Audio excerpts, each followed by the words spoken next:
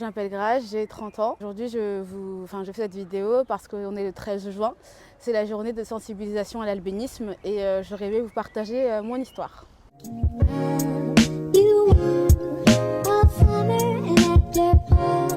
Est-ce que tu peux me parler un petit peu de l'albinisme? Tu as été confronté, je pense, à pas mal de choses dans ta vie, pas mal de regards, pas mal peut-être de mauvais mots. Est-ce que tu peux un petit peu me parler de ton enfance par rapport à tout ça?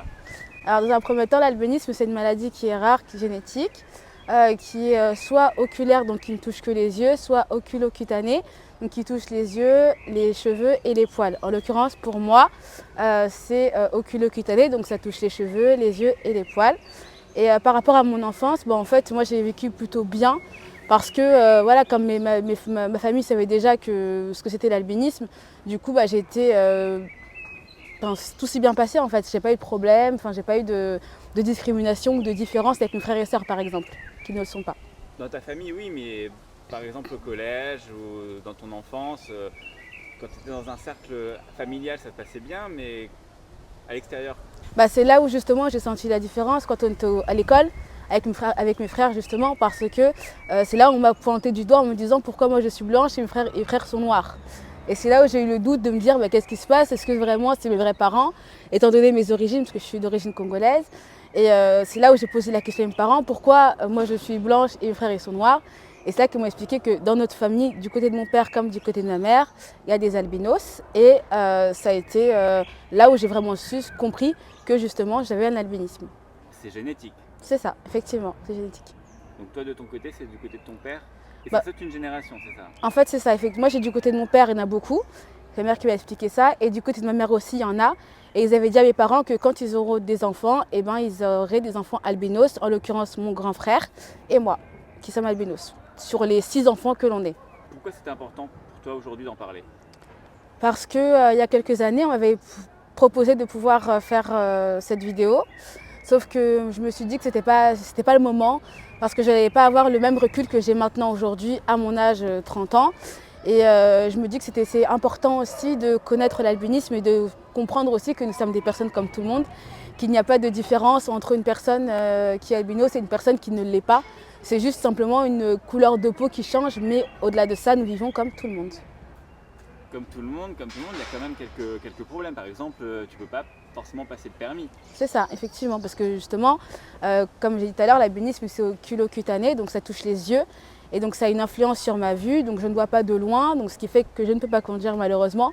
Et du coup, mais entre-temps, voilà, j'ai quand même d'autres alternatives comme les transports ou ce genre de choses. Et est-ce que c'est le seul point négatif à l'albinisme, le fait de ne pas pouvoir conduire, le fait d'avoir les problèmes, ou ça te cause au quotidien d'autres problèmes? Au niveau du soleil, c'est-à-dire que nous, on ne bronze pas, comme on a une absence de mélanine, on ne bronze pas, donc on attrape directement des coups de soleil, donc il faut faire très attention à nos vêtements, la manière dont on porte, on met plus des manches longues, être toujours à l'ombre, parce que quand le soleil tape fort, nous, ça nous brûle la peau, et ça peut avoir des conséquences comme le cancer de la peau. Moi, je sais qu'aujourd'hui, je fais très attention à ce que je mets comme crème. Je ne peux pas me permettre de prendre une crème qui soit moindre et qui abîme ma peau, parce que moi, j'ai une peau très sensible. Donc, il faut savoir que les albinos, ils ont vraiment des peaux très sensibles. Donc, tout ce qu'ils vont mettre sur leur peau, ça peut avoir des effets négatifs, surtout sur le visage et les parties du corps qui se voient. Donc, il faut faire attention. Moi, c'est ce que je fais. Je mets en l'occurrence des crèmes en fonction de mes moyens, qui sont assez onéreuses, pardon. Et donc du coup, c'est ce qui me permet de pouvoir entretenir ma peau tout au long de l'année. Concrètement, est-ce que au quotidien, il y a aussi tu es confronté à des regards dans les transports, parce que tu dis que tu prends les transports. Est-ce que tu les sens, est-ce que tu les vois, ces regards? Oui, effectivement, je les vois parce que par exemple, quand j'étais plus jeune, ça m'atteignait quand il y avait des parents qui étaient avec leurs enfants et qui les décalaient très légèrement quand moi je m'essayais à côté d'eux. L'air de dire attention, elle va te contaminer ou ce genre de choses, avec des regards très méprisants et très mauvais. Ça oui, je suis confrontée à ça quand j'étais plus jeune et ça me touchait. Maintenant, quand je le vois, ça me touche moins parce que du coup j'ai pris suffisamment de recul pour comprendre que voilà, les gens ne comprennent pas et ne connaissent pas. Donc du coup, j'essaye de ne pas y prêter attention. En France, ce sont des regards, mais toi, tu es d'origine Congolaise, ouais, c'est ça. c'est ça. Et je crois que les albinos ne sont pas forcément traités de la même façon. Non, pas du tout. Moi, j'ai eu la chance d'être née en France et donc du coup avoir accès aux soins, ne pas être agressée tout le temps quand je suis dehors. Mais en Afrique, c'est encore autre chose parce que ils sont mutilés, ils sont violés, on coupe leur partie de corps en pensant que ça va leur porter bonheur ou porter chance. Ils croient que, enfin, les Africains pensent que les albinos ont des pouvoirs surnaturels, alors que pas du tout. Ce sont des êtres humains comme tout le monde. Et il n'y a pas tout ça. Moi, par exemple, je suis dans une famille qui est chrétienne, qui pratique la religion. Donc moi, c'est seul Dieu qui me protège. Je n'ai pas de pouvoir surnaturel, je n'ai pas quoi que ce soit. C'est vraiment Dieu qui me protège et qui protège ma famille aujourd'hui. Donc voilà. Et ça te fait quoi en fait? Est-ce que ça te fait sourire, la manière dont les albinos sont traités en Afrique, ou est-ce que c'est quelque chose qui te choque quand même profondément? Ça me choque parce qu'avant d'être albinos, nous sommes des êtres humains. Moi, sur mon état civil, il y a marqué mon nom, mon prénom et mon sexe. Il n'y a pas marqué que je suis albinos. Albinos, c'est plus un jargon médical qu'on utilise. Mais au-delà de ça, moi, je ne dis pas aux gens, je m'appelle Grace, je suis albinos. Je dis, je m'appelle Grace. Et ça s'arrête là. Je ne me définis pas par rapport à ma couleur de peau. C'est comme pour tout, on ne se définit pas par rapport à sa couleur de peau, par rapport à ce que l'on est. Mais du coup, oui, ça me touche parce que par exemple, pour une anecdote, j'ai une connaissance à ma mère qui a 2 jumelles albinos. Et justement, elle disait à ma mère que sa mère, à cet homme-là, elle refuse que ses enfants, que ses petites filles viennent chez elle parce qu'elles sont albinos. Parce qu'elle pense qu'elles ont la sorcellerie. Voilà, donc vous voyez, ce genre de choses, c'est quelque chose qui me blesse, même si ça ne me touche pas personnellement. Mais quand j'ai écouté ça, j'ai eu le cœur divisé en 2. Là, on a parlé un petit peu du quotidien, mais il y a aussi autre chose au quotidien, c'est le travail. Le travail. Donc, comment ça se passe, toi, dans le milieu du travail, dans l'insertion professionnelle? Est-ce que ça a été compliqué à trouver du travail? Est-ce que tu as été déjà recalé à cause du fait que tu étais albinos, ou ça se passe plutôt bien, en fait, tu n'as jamais rencontré de problème à ce niveau-là? Alors il faut savoir que quand on a des problèmes de vue, moi je ne dis pas handicap visuel, j'ai toujours problème de vue pour dédramatiser un peu la chose. Donc je suis reconnue travailleuse handicapée. Donc je sais qu'en général quand je dis ça à une entreprise, ils commencent un peu à se gratter la tête, ils ouvrent un peu grand les yeux. J'ai eu vraiment la chance et la grâce que toutes les entreprises dans lesquelles je suis passée, ça n'a pas été un problème parce que de toute manière, moi je coupe court quand je leur dis ça. Je leur dis simplement, voilà, je vais utiliser par exemple la loupe qui est sur l'ordinateur pour ne pas non plus que ce soit que ce soit mal perçu et qu'ils me disent non. Parce que je sais qu'ils vont se dire, oh mon Dieu, ça va être des gros investissements, voilà. C'est pour ça que j'ai toujours problème de vue parce que moi, j'ai pas de personnes qui sont à côté de moi tous les jours. Je pense qu'elle serait plus fatiguée que moi je le serais. Et donc du coup, non, moi j'ai pas besoin de tout ça, j'ai pas besoin d'aménagement particulier, hormis l'écran de l'ordinateur. Mais j'ai pas besoin d'horaires particulières. Moi, j'ai fait des horaires classiques, 9h-17h comme tout le monde.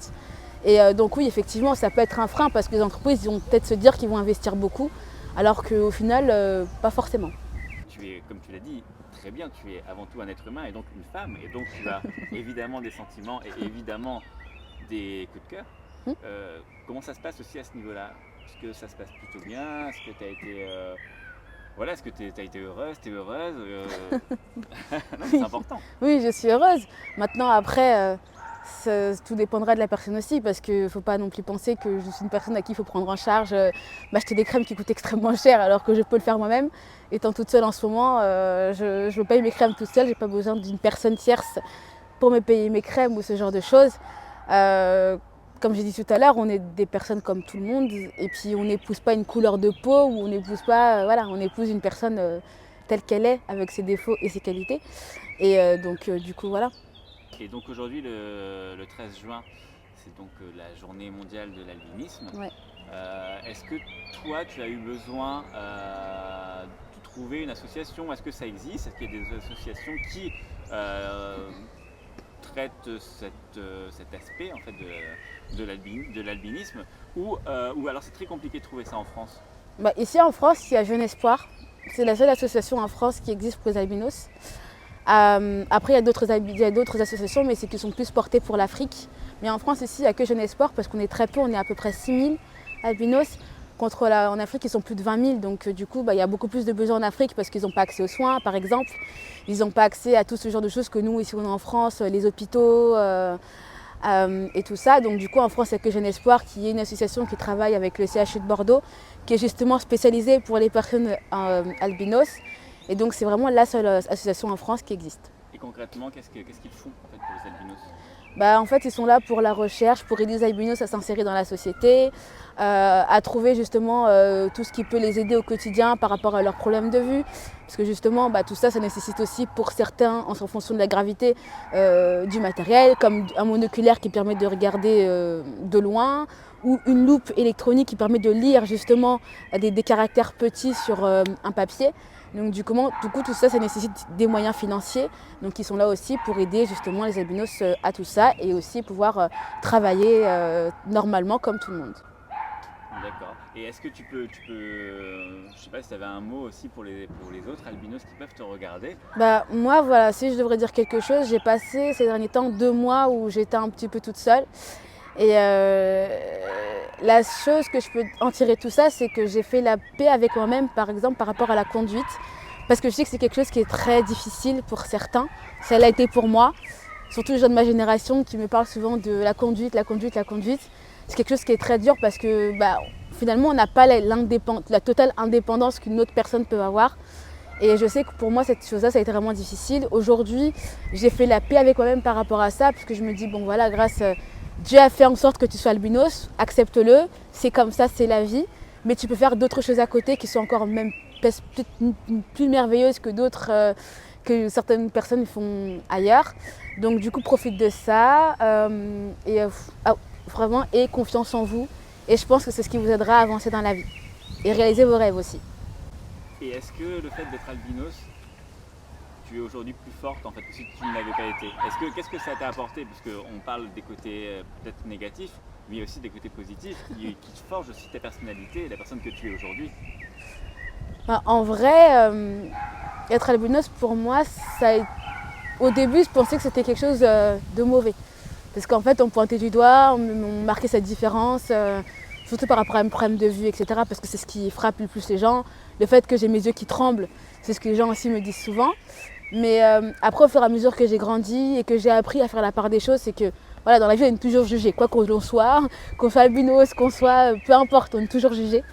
Et en fait, justement, ces 2 mois où j'ai passé un petit peu toute seule, je me suis rendu compte que en fait, faut peut-être en faire une force et ne pas écouter forcément ce que l'on dit, parce qu'on peut toujours tendance à te dire toi, par rapport à ton albinisme, il faut que tu sois comme ça, il faut que tu te maries avec une personne comme ça. Alors que pas du tout.